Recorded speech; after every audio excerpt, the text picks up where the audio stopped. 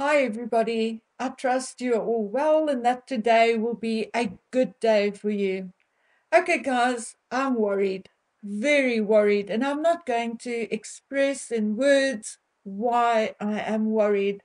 Instead, I'm going to post two pictures on the screen expressing my worry. I do not wish to lose my channel, so politics is a taboo on this particular channel. However, I think it is safe enough to say that I have a deep distrust in anything the World Economic Forum is involved in. And my personal distrust and opinion is based on a study I did of presentations at a World Economic Forum summit. Now, I can't exactly remember which year that particular summit was, but what I read was deeply concerning.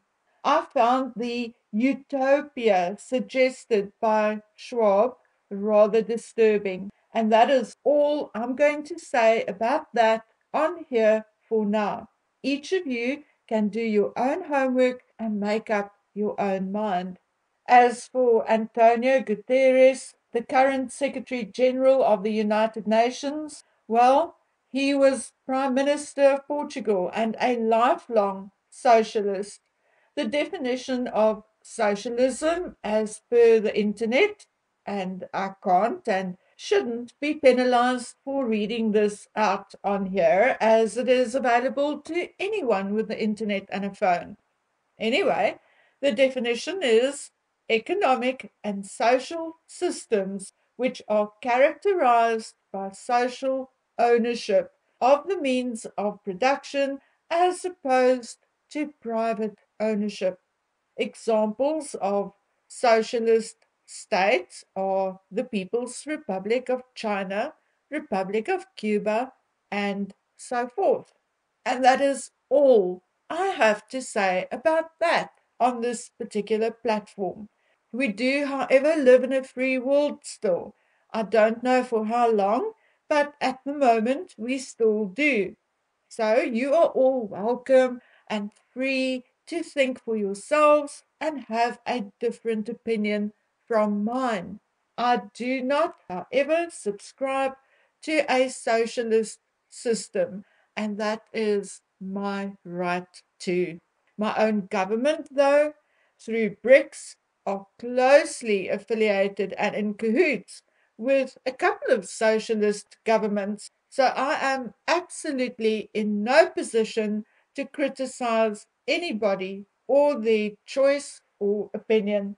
But it worries me as much to see Queen Rania and Prince William in cahoots with certain people as it concerns me to think about my own country's alliances. Remember the butterfly effect? The flapping of a butterfly's wings on the one side of the earth can cause a tsunami on the other side. I'm just saying, food for thought. I sometimes sit and think and find it hard to balance my thoughts and feelings, and often find it so complex that it is hard to put into words and explain to other people.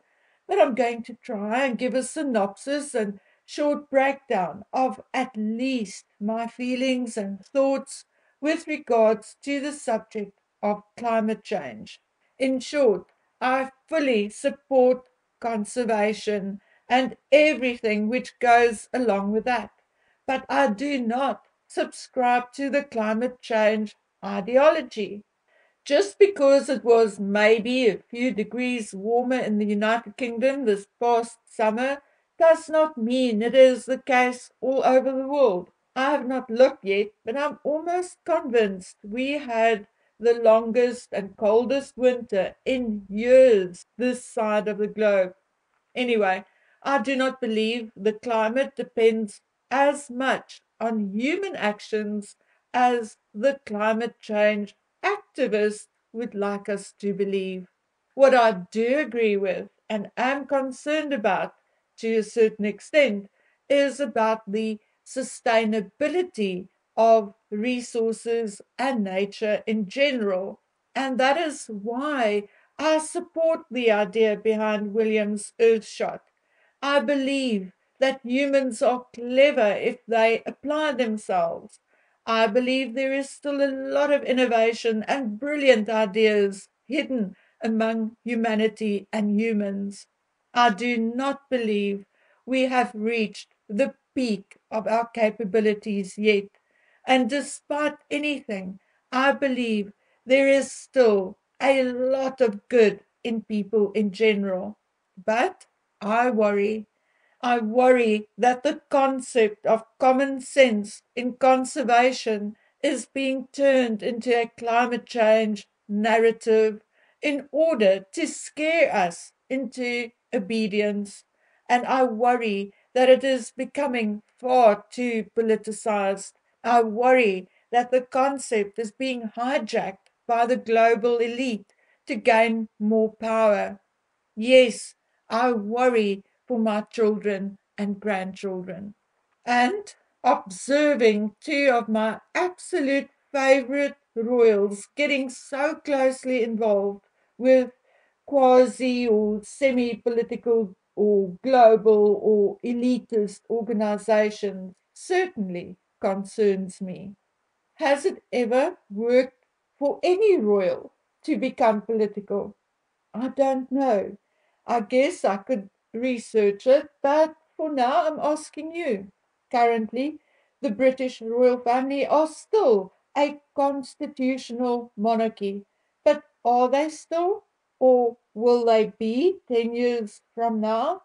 How will the people react when the institution which is there to protect them against government, which is supposed to represent their voice, no longer speaks or acts for the people?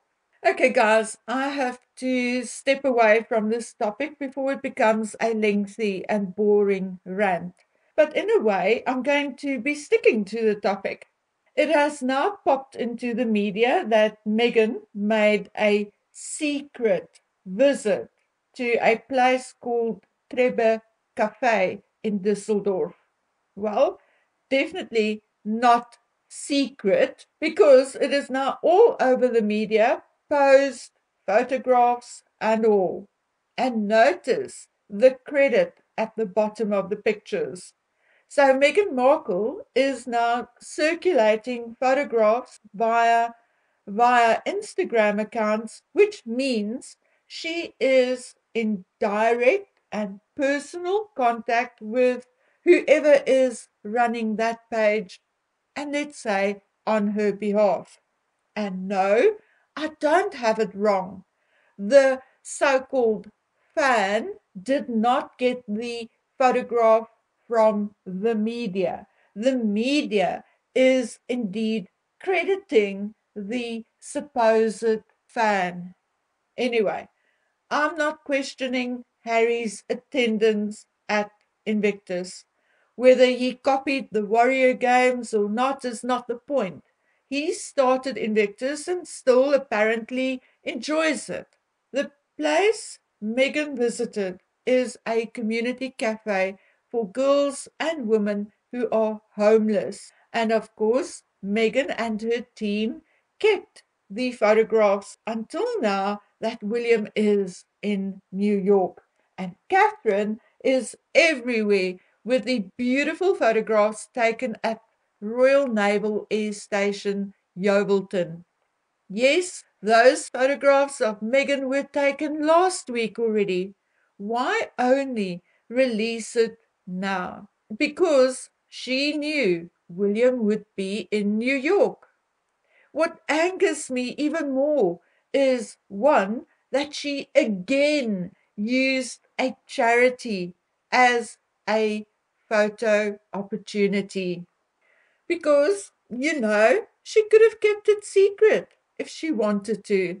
And two, she is an American citizen living in America. So why was she allowed to treat this trip to Düsseldorf like a British royal state visit? Oh, yes, and let me just mention this. everyone singing her praises because she wore more affordable clothing. I mean, still expensive, but not the ultra expensive designers like she did in The Hague.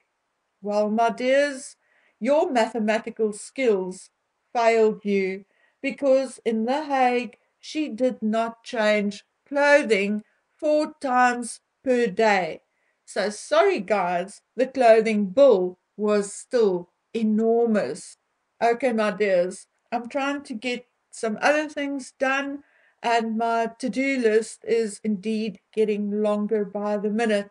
So I'll be back tomorrow and we can talk some more. So until then, please take good care of yourselves. Bye.